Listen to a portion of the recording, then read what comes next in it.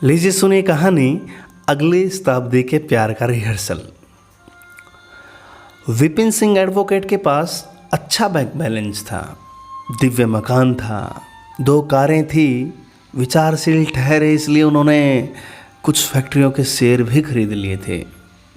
राजनीति में हाथ पांव मार ही रहे थे। उनके एक पत्नी, एक रखेल और एक बेटी थी, दीपा जो विपिन सिंह की इकलौती संतान थी। वो एमए में पढ़ती थी। दीपा योग्य, चतुर, सुजान और फैशन में डूबी हुई एक दक्ष लड़की थी। उसकी योग्यता का आलम यह था कि चुटर पुटर संसार के हर विषय के बारे में कुछ न कुछ जानती थी। जैसे भूगोल के विषय में जानती थी कि संसार का सबसे बड़ा टीला कौन सा है, या अर्थशास्त्र में जानती थी कि किस देश में कौन सी मुद्रा चलती है। वह दावे के साथ कहती थी, मैं जिस कंपटीशन में चाहूँ चुटकी बजा करके आ जाऊँ। और इसके बाद वह वाकई चुटकी बजा देती थी, कंधे उचका देती थी। चतुर सुजान इतनी कि कोर्स की अच्छी और दुर्लभ किताबें सहेलियों की सब पढ़ लेती, लेकिन अपनी किताबों के बारे में किसी को हवा तक नहीं लगने देती थी। परीक्षा के पहले वो जो पेपर आउट करती, अकेले हजम कर जाती, मगर दूसरों से लपेट लेती, चाहे इसके लिए उसे लड़कों को प्यार के 2 बोल बोलने पड़े, लड़कियों को गिफ्ट क्यों ना देना पड़े। वैसे इसकी नौबत आती नहीं थी, क्योंकि वह प्राय अध्यापकों को ही प्यार के 2 बोल और छोटी मोटी गिफ्ट दे करके परिपूर्ण हो जाती। अब रही फैशन की बात, तो दीपा के क्या कहने। कोई सहेली या आंटी भाभी क्रेप डिज़ाइन साड़ी का पक्ष लेती, तो वह उन्हें यह कह करके ध्वस्त कर देती कि मैसूर सिल्क का नाम बदलने से कोई नया फैशन थोड़े हो जाएगा। वह ट्राउज़र के साथ बूस कोट, मर्जीना, सलवार आदि को हंसकर उड़ा देती। वह जेन फोंडा की एरोबिक प्रस्तुति को बकवास कहती, तो बम्बईया फिल्मों को उलझुलूल। वह टॉकीज़ में अंग्रेज़ी फिल्में देखती, तो घर के वीडियो पर फार्मूला फिल्में। रविशंकर के संगीत की दीवानी थी, हालांकि पल्ले कुछ नहीं पड़ता था। उसने कुरासोवा की कोई फिल्म नहीं देखी थी, लेकिन जबरा फैन थी वो कुरासोवा की। दीपा को बस 3 चीज़ों का अफसोस था। एक, उसे अंग्रेज़ी बोलनी नहीं आती थी, पढ़ समझ लेती थी मगर बोल नहीं पाती थी। दूसरा, उसका कद छोटा था। तीसरा, इस शहर में स्विमिंग पूल नहीं था। वह जब वीडियो में युवाओं को धड़ाम धड़ाम कूदते और छपाक छपाक नहाते देखती तो रोमांचित हो उठती। लेकिन उसे उम्मीद थी कि आज नहीं तो कल इस शहर में स्विमिंग पूल तो होकर रहेगा। इसी तरह लंबाई बढ़ाने के लिए वह विटामिन ए के अलावा कई प्रकार की दवाइयाँ, कसरतें, इन सब का सहारा ले रही थी। बात अंग्रेज़ी की तो कई बार उसने सोचा कि 15 दिन में अंग्रेज़ी बोलना सीखें, स्कूल में दाखिला ले लूँ, पर ऐसा नहीं कर सकी, क्योंकि वो डरती थी कि किसी दोस्त ने देख लिया तो, अगर वहाँ जाते किसी दोस्त की नज़र पड़ गई तो क्या होगा अपन का फिर। पिता को बहुत ज़्यादा मानती थी, माँ को कम।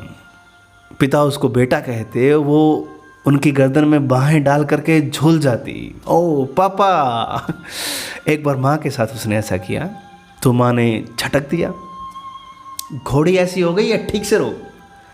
फिर उन्होंने पति से कहा, अरे सुनते हो, तुम्हारी यह लायक पहाड़ जैसी हो गई है, इसके शादी ब्याह की फिक्र करो अब। तब दीपा सिंह इंटर की छात्रा थी। शादी ब्याह का नाम सुनकर के पहली बार उसके मन में प्यार का विचार घुंधा। उसने सोचा, अगर शादी ब्याह करना है तो अभी से प्यार प्रारंभ कर देना चाहिए।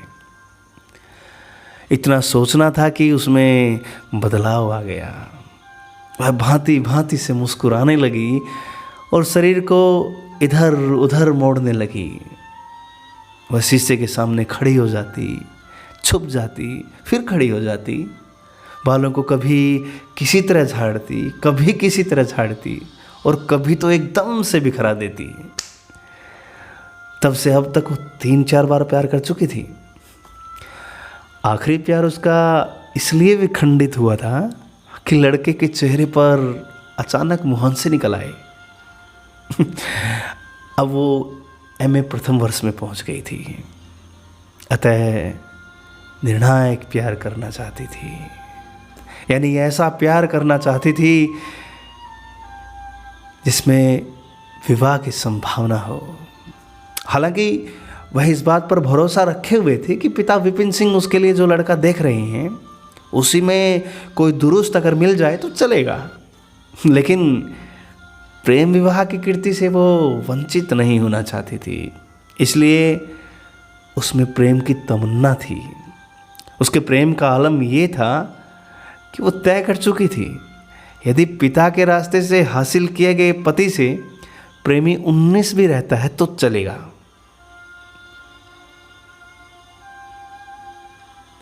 अगर ज़्यादा अंतर हुआ, फासला ज़्यादा हुआ, तब की बात कुछ हो रहा है। तो इस प्रकार पिता, जो इस बार एमएलए का टिकट पाने के लिए बेकरार थे, टिकट के साथ साथ बेटी के लिए वर पाने की दिशा में भी सक्रिय थे। और बेटी जी जान से जुटी थी एक प्रेमी को खोजने और पाने के लिए। बीए में दीपा के विषय थे अंग्रेजी, मध्यकालीन इतिहास और भूगोल। तो वह इन तीनों विभागों में, साथ ही कुछ अन्य विभागों में भी आने जाने लगी। वह सहेलियों से मिलने जाती और लड़कों की टोह लेती।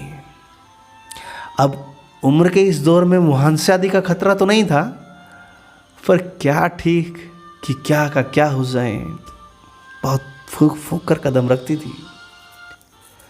चौकन्नापन और चतुराई उसकी नस नस में समा गई थी।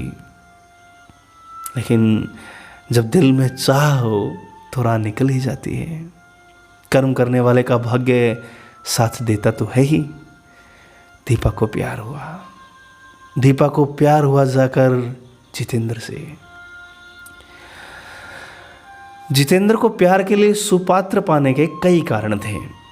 मसलन उसने विवाह करते समय जाति पाति का कोई लफड़ा नहीं रहेगा, क्योंकि वो उसी की कास्ट का था। दूसरा, जितेंद्र के घर वालों की दशा कुछ खास अच्छी नहीं थी, नहीं खास बुरी भी नहीं थी। तीसरा, एक ऐसा प्रखर बुद्धिजीवी था जो आईएएस की तैयारी भी कर रहा था, साथ ही कॉलेज के दिनों में बैडमिंटन का खिलाड़ी रह चुका था। वैसे भविष्य उसका आईएएस की दिशा में ही दुरुस्त दिखाई पड़ रहा था, क्योंकि पिछली और पहली बार ही वो इंटरव्यू तक पहुंच गया था। असफल हुआ तो उसने अपने भाग्य को कोसा और आगे की पढ़ाई में जुट गया था, और इस बार भी पहुंच गया है इंटरव्यू तक वो, और उसमें सफल होने के लिए भिड़ा हुआ भी है कमर कस के। वह लंबा था, गोरा था, घनी मूंछों वाला था। कुल मिलाकर पहली नज़र में दीपा के लिए फिट फाट था। जबकि जितेंद्र शुरू में दीपा को अपने लिए फिट फाट नहीं पाता था, क्योंकि वह उसकी सुंदरता की कसौटी पर खोटी थी। इसलिए दीपा द्वारा जब संकेत दिया गया तो वो विमुख रहा। पर बाद में उसने विचार बदला, थोड़ा बहुत तो रोमांस इसे किया जा सकता है। वो शुरू हो गया। तब उसे पता चला कि दीपा इकलौती संतान है, पिता बहुत धनी है, साथ में राजनीति में भी उसके सितारे चमकने के आसार हैं। तो विचारों में आमूल चूल परिवर्तन आ गया। वो सचमुच दीपा से प्यार करने लग गया। प्यार के बारे में जितेंद्र की धारणा थी कि वो तभी सफल होता है जब प्रेमी प्रेमिका से श्रेष्ठ साबित हो जाए। लिहाजा दीपा को हीन सिद्ध करने के लिए उसने अपनी खामियों की खोजबीन शुरू कर दी। उसकी पकड़ में 2 सूत्र आए, एक लंबाई, दूसरा अंग्रेजी। सौभाग्य से जितेंद्र की लंबाई और अंग्रेजी दोनों प्रशंसनीय थी। वो दीपा से रोज़ मिलता, रोज़ सलाह देता, अंग्रेजी बोलने की आदत डालो। वो ये कहने से बाज नहीं आता था कि अगर तुम थोड़ी सी लंबी होती तो हमारी जोड़ी कितनी जमती। इस प्रसंग से दीपा पहले तो खिसियाई, फिर क्रुद्ध हुई। एक घोड़ा तो कुछ ज़्यादा ही तेज़ उड़ने लगा है, और उसे जितेंद्र में कुछ खराबियां नजर आने लग गई। जैसे उसकी मूंछ में एक स्थान पर कुछ ज़्यादा बाल हैं, उसके हाथ मुलायम नहीं हैं, फिर छोटे शहर से आया है, पता नहीं उच्च समाज के बारे में कुछ जानता बूझता है या बस ऐसे ही। उसने एक दिन मुआयना किया। उसने जितेंद्र से पूछा, पॉप म्यूज़िक में माइकल जैक्सन और जॉनसन्स में किसकी क्या चीज़ अच्छी लगती है? वह हड़बड़ाया। आईएएस की तैयारी के सिलसिले में नाम वगैरह तो दोनों के सुने थे, पर बारीक विश्लेषण से वो अनभिज्ञ था। फिर तभी प्रहार हुआ एक और रॉक म्यूज़िक की दुनिया में ब्रूस स्प्रिंगटीन के यहाँ तुम्हारा फेवरेट क्या है? इस तरह उसने उससे जॉन ट्रेवल्स, रोजी रोज के बारे में पूछा, तो वह सफल रहा, तो उसका मजाक बनाया गया। उससे यहाँ तक पूछा गया कि रॉब लोबे और ब्रूक सील्ड्स में कौन पुरुष है कौन स्त्री। अंत में उससे कहा गया कि वो सोसाइटी के कल्चर को नहीं जानता, इसलिए इंटरव्यू में असफल रहा। वह स्तब्ध हुआ और कुंठित था। दीपा मुस्कुराई, मुस्कुराती हुई घर आ गई। घर में पापा का राजनीतिक जमावड़ा इकट्ठा था। दीपा इन खद्दरधारियों की बड़ी इज्जत करती थी, क्योंकि उसका विश्वास था असली पावर तो इन्हीं लोगों के हाथ में है। सीनियर आईएएस तक को डांट लगा देते हैं। वह आईएएस की तुलना में किसी हैंडसम मिनिस्टर से प्रेम करने को अधिक मान्यता देती। लेकिन दिक्कत ये थी कि राजनीति में स्थिरता नहीं होती। आज इस कैबिनेट में कोई है, कल दूसरी कैबिनेट में नहीं है। आज पावर में है, कल अपोजिशन में है। बाप रे बाप, बड़ा झंझट वाला काम है ये। घर पहुंचकर वह बिस्तर पर गिर गई और मुस्कुराने लगी। उसे बड़ा मज़ा आया था। होश ठिकाने आ गए मिस्टर के। उसकी आंखों के सामने जितेंद्र का उदास और खिसियाया हुआ चेहरा दौड़ गया। पहले वो खुश हुई, फिर उसका मन पसीज गया। उसे जितेंद्र पर दया आई और उसकी अनुपस्थिति में उसे पुचकारने लगी। उसने सोचा, आखिर इतना बुरा नहीं है। अगर वह जैक्सन और जॉनसन्स के बारे में अपना ठोस मत नहीं बना पाया है तो कोई बड़ी बात नहीं। यह सब वह 2 महीने में सीख ही लेगा। मैं सिखा भी दूंगी उसको। लेकिन असल चीज़ है आईएएस। उस रास्ते पर फिलहाल वो ठीक जा रहा है, सब चलेगा। उसने होठ गोल कर लिए और सीटी बजाते हुए पैर हिलाने लगी। यह पैर हिलाते हुए सीटी बजाने लगी और जितेंद्र के प्रति उसकी दया बढ़ती जा रही थी, बढ़ती जा रही थी। बेचारा जितेंद्र। उसने तय किया कि कल उसे पुचकार देगी। पुचकारने के लिए उसने उसी समय योजना बनानी शुरू कर दी। उसने विचार किया कि कल कौन सी ड्रेस पहननी है। जब वो अगले दिन वही ड्रेस पहन करके जितेंद्र को मनाने पहुंची तो उसे कोशिश बिल्कुल नहीं करनी पड़ी। हुआ ये कि जितेंद्र ने मान लिया था कि दीपा द्वारा ली गई परीक्षा में वो फेल हो गया है। वह निश्चय कर चुका था कि बाजी उसके हाथ से निकल जा चुकी है। वो दुखी है। दुखी इसलिए कि सोने की चिड़िया हाथ से फुर्र हो गई। इसलिए जब दीपा को अपने पास देखा और वह भी हल्का हल्का मुस्कुराते हुए देखा तो उसकी बाँछें खिल गई। उसने कंठ को भावुक बनाते हुए कहा, भावुकता से कहा कि वो उसे प्यार करता है, बहुत ज़्यादा प्यार करता है। उसे ये भी कहा कि अब वह मेहनत करके सब जान लेगा और दीपा उसे माफ़ कर दे। दीपा ने उसका हाथ थपथपा कर कहा, कोई बात नहीं। वह खुश हुई कि अब यह उसे कद और अंग्रेजी की याद नहीं दिलाएगा। अब वह जीवन भर दबकर रहेगा मुझसे। ऐसा ही तो पति वो चाहती थी। शायद ऐसे ही किसी दृश्य की कल्पना करने के कारण वो मुस्कुरा उठी। जितेंद्र ने पूछा, तुम मुस्कुरा क्यों रही हो? दीपा ने मुंह चिढ़ा दिया। जैसे कक्षा 8 या 9 तक की लड़कियां चिढ़ाती हैं। वो खुश हो गया। उसे खुश देखकर दीपा ने अपने पर्स से एक चॉकलेट निकाली। लो खाओ। वो खाने लगा तो दीपा ने पूछा, इंटरव्यू के लिए तुम्हारी तैयारी कैसी चल रही है? अच्छी चल रही है, और अच्छी चलनी चाहिए। ठीक है, ठीक है। तुम IAS में आ जाओ, मैं तुम्हें पापा से मिलवाऊंगी, हम शादी कर लेंगे। जितेंद्र बुझे स्वर में बोला, और यदि ना आया तो? नहीं मिलवाओगी पापा से? नहीं आओगे तो भी तुम्हारे पास एक चांस और रहेगा। उसमें भी ना आया तो? तुम इस तरह सोचोगे तो सचमुच ही नहीं आओगे। तुम ये सोचो कि तुम्हें हर हालत में IAS ऑफिसर होना है, होना ही है, समझे? वो निरुत्तर हो गया।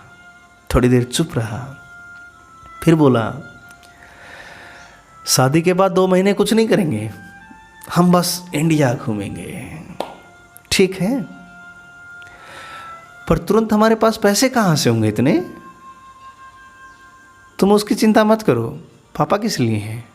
अच्छा, तुम्हारे पापा के पास क्या बहुत पैसा है? वो चौकन्ना हो गया। और नहीं तो क्या, कितना होगा? बड़ी लापरवाही से, सतर्कता से उसने पूछा। तुम बताओ कितना होगा? उसके होठ वक्र हो गए। 40-45 लाख? बस इतना ही? बस सुनकर जितेंद्र की प्रसन्नता से छाती फूल गई। उसने कहा, देखो दीपा, हमें शादी तो कर ही लेनी चाहिए। शादी के बाद IAS की तैयारी के लिए मुझे और अधिक शक्ति मिलेगी। तो मेरी शक्ति हो ना दीपा? दीपा ने मन में कहा, अपने को बहुत चालू समझते हो बच्चू। लेकिन ऊपर से बोली, अभी शादी ना ब्याह, अभी तुम्हें बस एक चीज़ देखनी चाहिए, IAS। वह समझ गया दाल नहीं गलने वाली। वह दुखी हो गया, लेकिन उसने ठान लिया कि जैसे भी हो विपिन सिंह एडवोकेट की समस्त धन दौलत को हड़पना ही है। IAS में आ गया तो वाह वाह, नहीं तो चाहे जिस भी तरीके से सब कुछ पा लेना है। लेकिन पाने का एक ही चारा है, दीपा से विवाह हो जाए। पर यह मछली पानी से बाहर झांकने तक का नाम नहीं ले रही थी। अगर वह IAS में ना आया तो, या इस बीच किसी IAS ऑफिसर से वो पट गई तो, सोच करके उसको पसीना आ गया। वह इठलाती हुई दीपा को जाते हुए सूनी आंखों से देखता रहा। जब वह ओझल हुई तो उसमें आत्मविश्वास का संचार हुआ। उसने अपनी आत्मा से कहा, मुझे अपनी बुद्धि पर भरोसा है। मैं कल से ही ऐसा दाव पेंच खेलूंगा कि IAS में आऊं या ना आऊं, दीपा को मुझसे ही शादी करनी पड़ेगी। तो इसके लिए क्या किया जाए? उसे 2 उपाय सूझे। एक, कि अपने प्रेम की चर्चा को जगह जगह फैला देगा। इस तरह फैला दिया जाए कि अपने साथ दीपा के नाम को इतना बदनाम कर दिया जाए कि उसके पास शादी कर लेने के सिवा कोई ऑप्शन ही ना बचे। दूसरा, दीपा से शारीरिक संबंध कायम कर लिए जाएं और इस बात के सबूत भी सहेज लिए जाएं। वो हंसा। तब तो उसके सामने बिल्कुल भी कोई रास्ता नहीं बचेगा।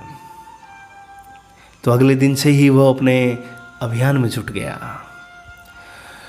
उसने कुछ सत्य और कुछ कल्पना का सहारा लिया, कुछ खुद, कुछ दोस्तों को सक्रिय किया।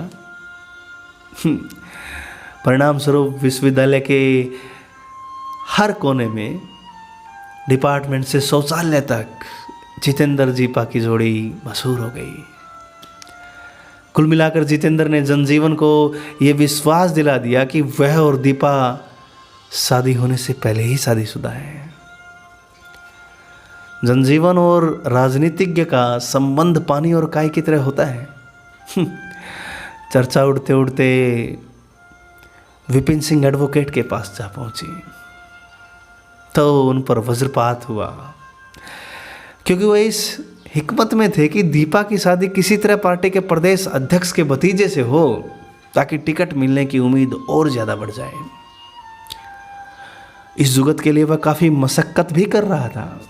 आशा थी कि अध्यक्ष जी के भतीजे से दीपा की बात पक्की हो जाएगी, लेकिन वह यह क्या सुन रहा है। उनकी बेटी ने यह क्या लफड़ा कर डाला। उन्होंने पत्नी से राय बात की तो उन्होंने कहा, ठीक तो है, अपनी जात है, घर द्वार बढ़िया है, कर दो ब्याह। अब वो कैसे समझाए पत्नी को कि यह तो निपट गंवार है। उन्होंने सीधे बेटी से बात करना मुनासिब समझा।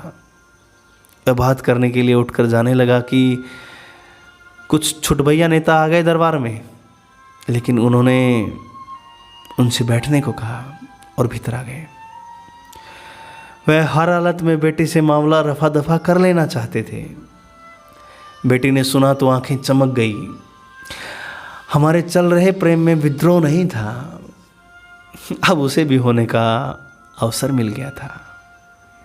वह विद्रोह कर बैठी, पापा मैं शादी करूंगी तो जितेंद्र से ही करूंगी।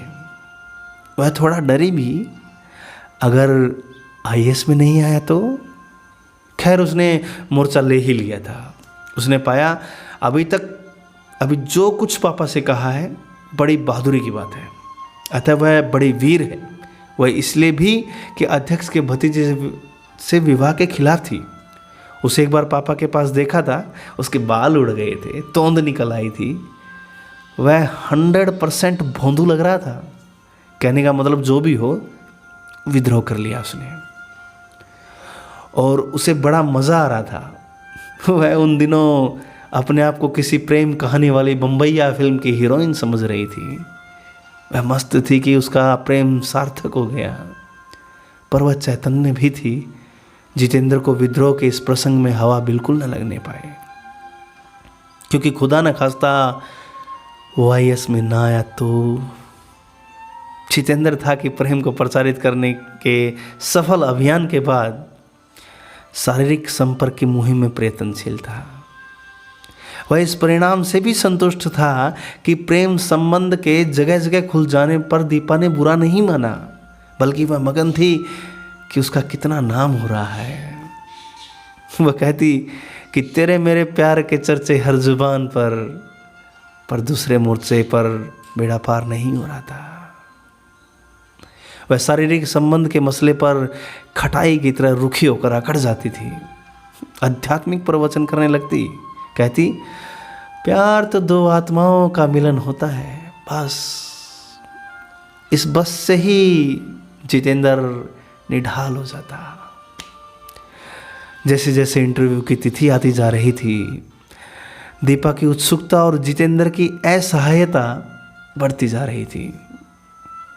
वह 19 घंटे पढ़ रहा था, दृढ़ प्रतिज्ञ था कि इस बार आईएएस में आना है और आना ही है, क्योंकि दीपा को पाना है और विपिन सिंह एडवोकेट का घर जमाई बनना है।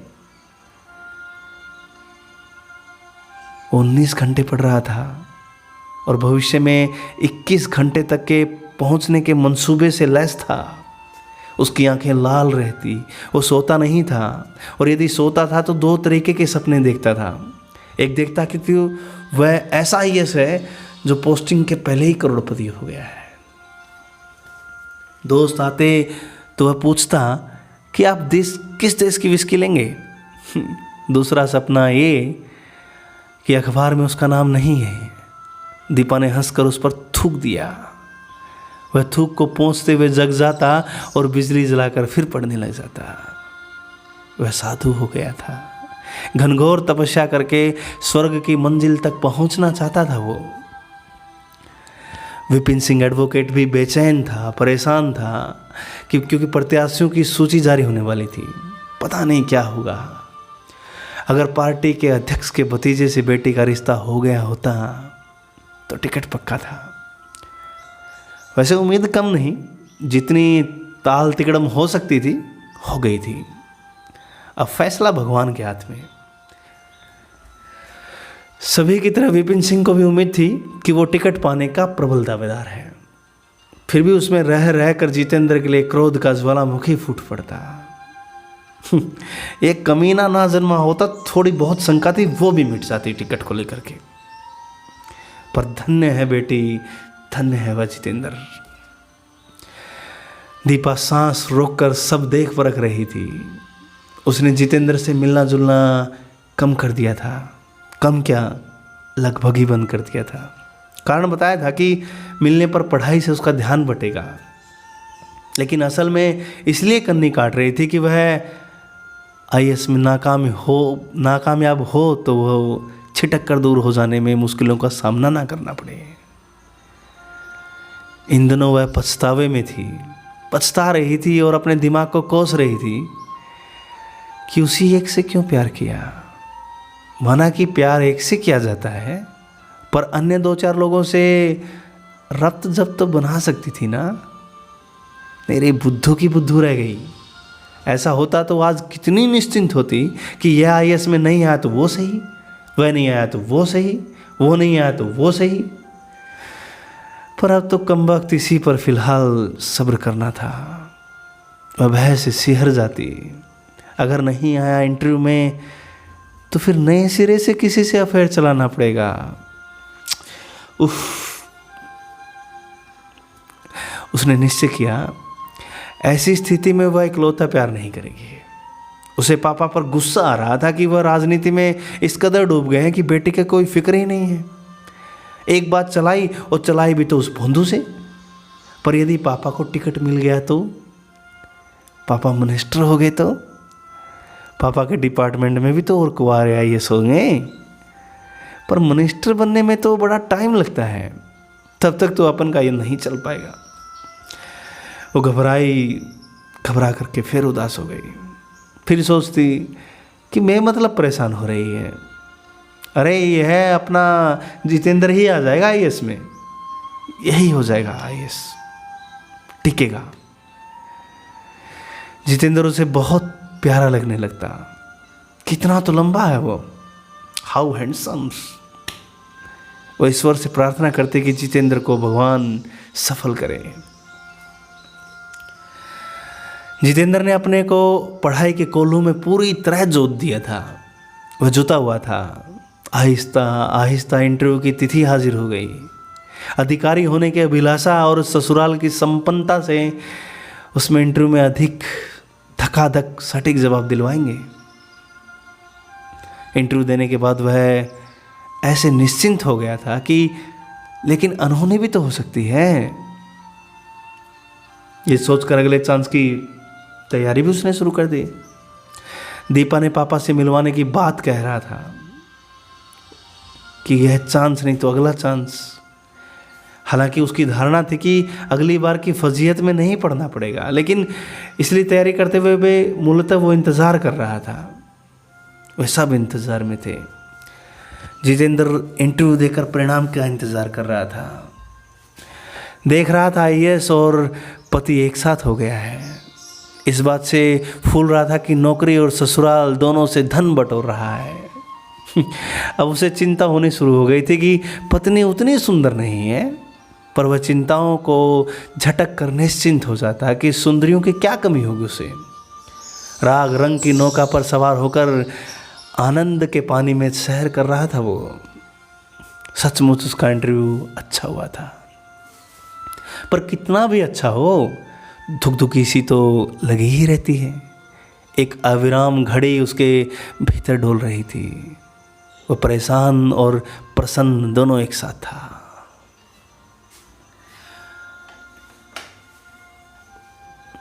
विपिन सिंह ने भी उम्मीदवारी सूची की घोषणा के लिए बड़े पलक पावड़े बिछा रखे थे।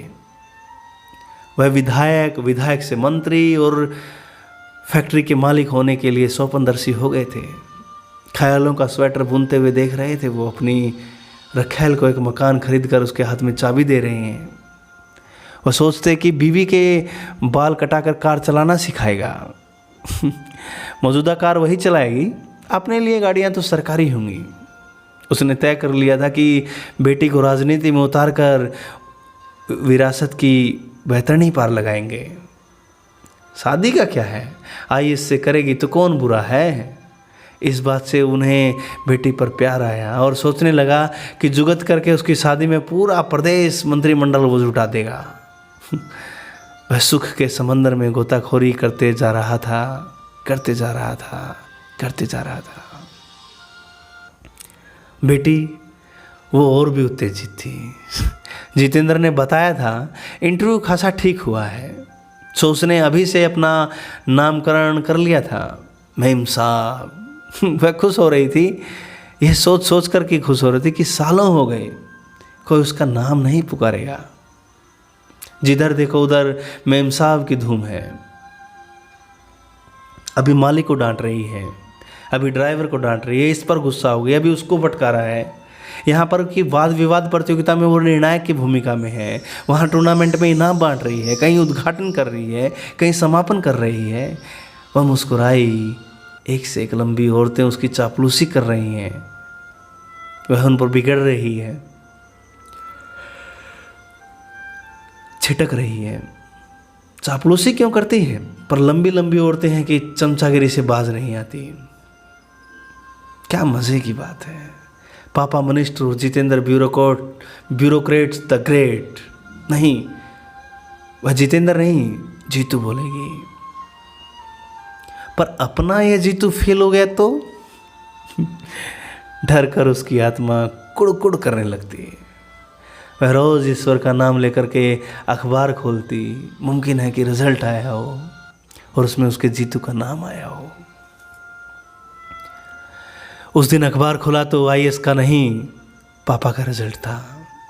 उम्मीदवारों की अंतिम सूची विपिन सिंह का पत्ता कटकर निर्जन में उड़ रहा था। वह सन्न हुई और पापा के पास पहुंची। पापा कल से ही कमरे में बंद थे, कोई भी हो भीतर जाने से रोक रखा था। पर दीपा थी तो दीपा, उसकी पुकार पर दरवाज़ा खुल गया। उनका चेहरा फूला था, उनका चेहरा फूला था और आंखें लाल। दुख और अपमान की ज़्यादा खुराक ने उनमें सूजन ला दी थी। बेटी को देखकर इतने कातर हुए कि फपक फपक कर वो रो पड़े। दीपा ने कहा, रोते नहीं पापा, रोते नहीं, हौसला रखते हैं, हौसला रखो। वह बेटी के प्रति उदार हो गए। मुंह से निकला कि वह तैयार है, वह तैयार है जितेंद्र से उसकी शादी के लिए। दीपा पहले तो घबराई, पापा की तरह जीतू का भी रिजल्ट आया हुआ तो। फिर संभल संभल कर बोली, पापा यह ऐसी बातों का वक्त नहीं है, इस समय तो हम आपके चेहरे पर स्माइल देखना चाहते हैं। हंसो पापा, पापा पापा हंसो। विपिन सिंह बरबस मुस्कुरा उठे। तब उसने सोचा, चलो तुरंत तो वह शादी वाली बला टली, जब तक पापा फिर पूछेंगे जीतू का रिजल्ट आ जाएगा, देखो क्या रहता है उसमें, पास या फेल। दिल धक धक करने लगा था। एक दिन पापा ने फिर कहा, जितेंद्र से तुम शादी कर सकती हो, कब करोगे? सुनकर दीपा फूट फूट कर रोने लगी। वह घबराए, क्या हुआ, क्या हुआ? दीपा परेशान, कैसे कहे कि जीतू आईएएस में नहीं आया, इसलिए नहीं करेगी शादी। रिजल्ट की याद से वह अधिक जोर से रोने लगी। पापा और घबराए, क्या हुआ, क्या हुआ? माँ भी वहाँ आ गई। काहे को रोती है, काहे को रोती है दीपा? दीपा को लगा कि वह व्यू में फंस गई है, सवालों के तीरों से घिरी है और रास्ता अनजान है। तभी वह चमकी और मुस्कुराई। एक जवाब सूझ गया था। बोली, पापा मैं एमफिल करने के बाद करूँगी मैरिज। पापा बोले, थत तेरी की, बस इतनी सी बात। मम्मी बोली, हाँ हाँ और थोड़ी घोड़ी हो जा। वह भुनभुनाती भी वहाँ से खिसक गई। पापा भी चले गए। उन्हें रखेल के पास आना था। अकेली रह गई। उसे जितेंद्र में खोट ही खोट नजर आए। चुप रहने पर कभी कभी उसका मुंह खुला रहता है। कपड़े तो जाने कैसे कैसे पहनता है, कितना खराब कलर सेंस है उसका। आंखों के नीचे की हड्डी कितनी चौड़ी हो गई उसकी। टाई नहीं लगाता है, तभी तो आया नहीं इंटरव्यू में। कुछ ज़्यादा ही लंबा है। चलता किस तरीके से, चप्पलें घसीटता हुआ। अंग्रेजी अच्छी है चलो मान लिया, पर उच्चारण पब्लिक स्कूल के लड़कों वाली बात कहाँ है उसमें। थैंक गॉड, चलो अच्छा हुआ बचा लिया तुमने मेरी लाइफ। चौपट हो जाती नहीं तो। 2 ही नंबर से सही आया तो नहीं वो IAS में। पर अगली बार आ गया तो उसे लगा जितेंद्र के साथ बेइंसाफी हो रही है। इतना बुरा नहीं है जितना वो सोच रही है, जितना समझ रही है। उसने योजना बनाई, जितेंद्र को प्यार के झूले पर मध्यम झुलाती रहेगी। अंग्रेजी, मध्यकालीन इतिहास और भूगोल विभाग में जाकर के प्रतिभावानों को चॉकलेट टॉफी खिलाएगी। उनमें से कई से एक साथ चक्कर चलाएगी। पार्टियों में जाना ज़्यादा होगा। वहाँ कुंवारे IAS को खोजेगी और पटाएगी। पटा करके ही दम लेगी। फ्रेंड की मार्फत पापा से कहलाएगी कि इस बार के IAS की लिस्ट देखें और अपन के लिए ट्राई मारें। आखिर पापा के प्रॉपर्टी भी तो कोई चीज़ है। उसने निर्णय लिया कि देर ठीक नहीं है, जुट जाना है बस पक्के इरादे से। कल से यानी कि मंडे से। कितना अच्छा दिन है, मंडे को फास्ट भी तो है उसका। उसने दृढ़ विश्वास किया कि IAS से मोहब्बत की क्रिकेट में शिवजी और पापा के नाम के अंपायर उसकी सेंचुरी जरूर बनवाएंगे। अगले दिन जब जितेंद्र से मिलकर प्रेम से बोली तो वह चकित हुआ। विस्फारित सा बस देखता रहा दीपा को। उसे लगा 5 उंगलियां घी में हैं। उसने पाया कि गुंजाइश अभी है और मग्न हो गया। मन ही मन कहा, शादी हो जाने दो, तब गिन गिन कर बदला लूँगा। ऐसा रुलाऊंगा कि उसकी इच्छा हुए कि वो ठहाका लगाकर हंस दे। तो ये थी कहानी अगली शताब्दी के प्यार का रिहर्सल, मेरी यानी कि कृष्ण कौशिक की आवाज़ में।